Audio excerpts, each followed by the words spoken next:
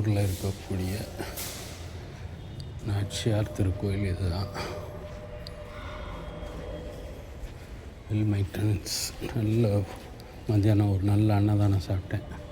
என்னடா 4:30 தான் திறப்பாங்கன்னு சொன்னாங்க. அதனால் 4:30 வரைக்கும் வெயிட்டிங். நல்ல அருமையான கோயில் நாச்சியார் திருக்கோயில். ஃபுல்லாக ஸ்ரீரங்கம் கோயிலோட கட்டுப்பாடில் இருக்குது. அதனால் ரொம்ப சிறப்பாக இருக்குது. ரொம்ப பழங்காலத்து கோயில் போல் இருக்குது.